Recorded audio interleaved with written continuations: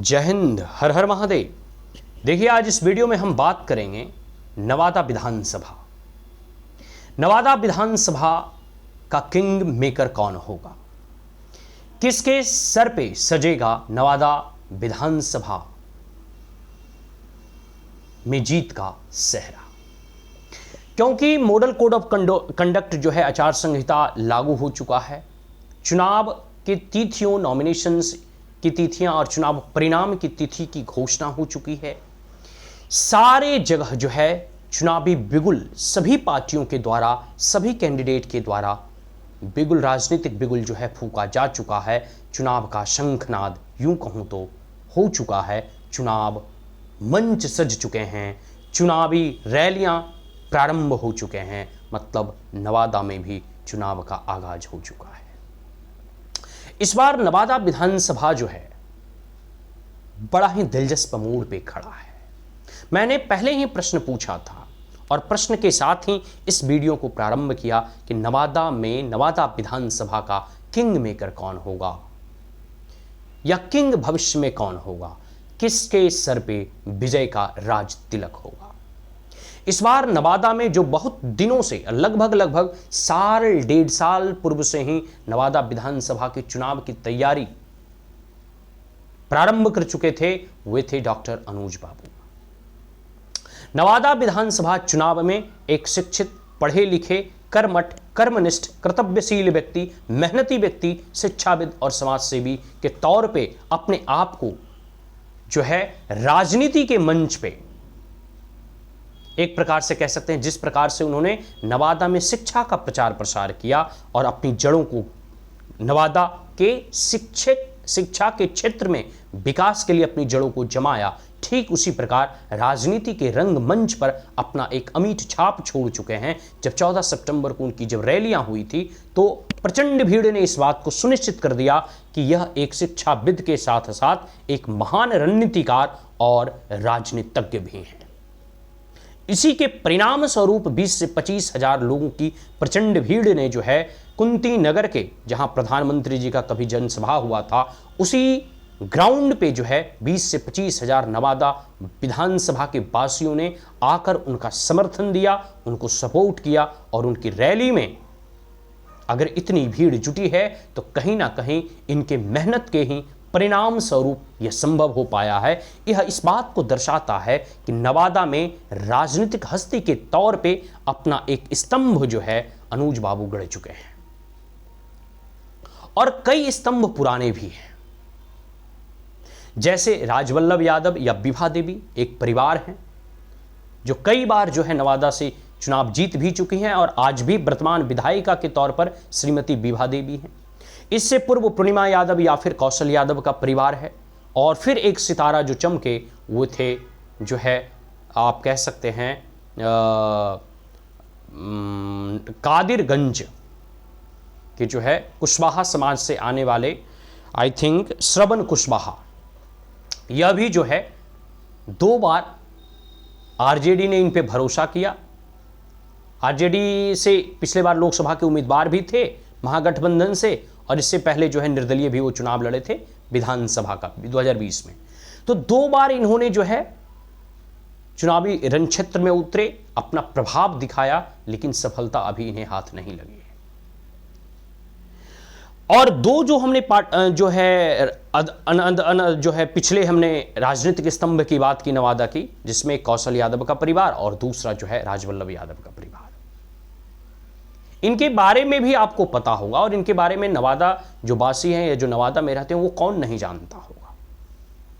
और खास करके एक समय ऐसा था, नवादा में एक समय ऐसा था कि राजवल्लभ यादव के ऊपर जो रेप के आरोप लगे या इनके ऊपर जो केस हुआ या जब जेल गए और फिर जब इनको करारी शिकस्त मिलती है और उसके बाद दोबारा जो है कह सकते हैं फिर ये विभा देवी जीत कर आती हैं और फिर जब ये जो है जितने दिनों तक जेल में रहें तो ऐसी संभावनाएं जताई जा रही थी कि अगर राजवल्लभ यादव जेल में रहते हैं, मंत्री जी जेल में रहते हैं, तो संभावना ये है कि विभा देवी इस बार चुनाव हार सकती हैं। और इसी को हमको लगता है देखते हुए इस बार कौशल यादव ने पासा पलट लिए और वो जो है आरजेडी में जाकर सम्मिलित हो गए।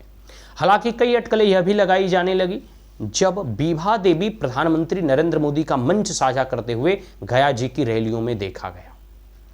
तो कई अटकलें लगाई जा रही थी कि यहां पे कौशल यादव आरजेडी ज्वाइन कर चुके हैं जो कल तक जेडीयू में थे, और राजवल्लभ यादव कल तक जो है आरजेडी में थे, अब वह बीजेपी या जेडीयू या एनडीए गठबंधन में सम्मिलित हो चुके हैं, लेकिन ओपनली अभी उन्होंने उनकी सदस्यता नहीं ली है। तो आने वाले समय में नवादा का ये जो कह सकते हो चुनावी रंगमंच है वो तो सज ही चुका है आचार संहिता लागू होने के बाद। लेकिन देखिए इस बार किस हस्तियों,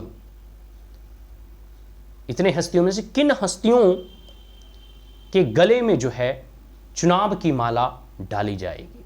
लेकिन ओवरऑल आप कह सकते हैं, ओवरऑल आप कह सकते हैं कि इस नवादा विधानसभा की जनता ने, इस नवादा विधानसभा की जनता ने दो परिवारों को कई बार जिताया है, और दो परिवारों को अभी तक तो चुनाव की जीत का स्वाद वो नहीं चखे, और उसमें एक तो डॉक्टर अनुज बाबू तो अभी सबसे नए हैं, प्रथम बार वो किसी चुनाव में जोर आजमाइश कर रहे हैं।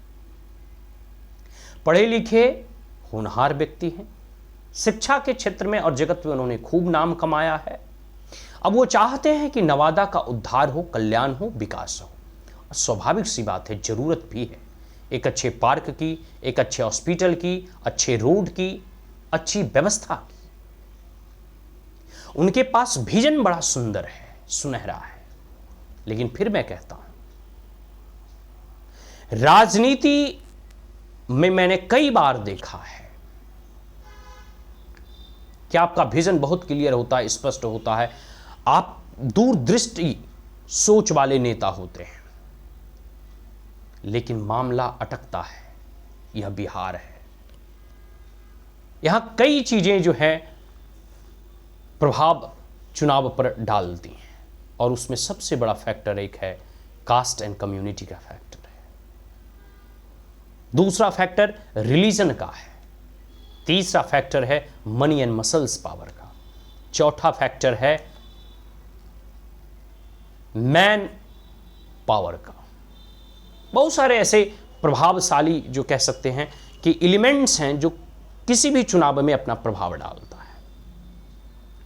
अब इन्हें अगर अच्छे तरीके से अगर मैनेज कर लिया जाए तो हो सकता है कि यह नवादा विधानसभा उतना कठिन नहीं होगा। लेकिन इन चारों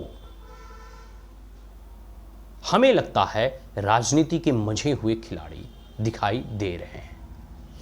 एक समय ऐसा लग रहा था कि नवादा में मैच द्विपक्षीय होगा, लेकिन जेल से बेल पर छूटने के बाद राजवल्लभ यादव ने पूरे जो है इस नवादा ही विधानसभा का नहीं बल्कि 6 सीट नवादा लोकसभा पे अपना प्रभाव दिखा चुके हैं।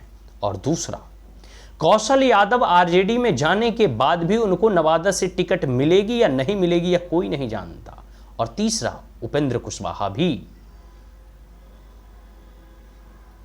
जो है खेल करने में लगे हुए। तो नवादा का ये जो इस बार चुनावी रंगमंच है इस प्रकार से जो है सजा है या उभर कर सामने आ रहा है कि सारे ये चारों स्तंभ जो हैं अपनी जड़ें जमाकर खड़े हैं। लेकिन देखना होगा इस चुनावी दंगल में बाजी कौन मारता है। आज के लिए इतना ही। मैं तमाम नवादा वासियों से अपील करूंगा कि सोच समझकर एक शिक्षित व्यक्ति को वोट करें और सपोर्ट करें। जय हिंद, हर हर महादेव।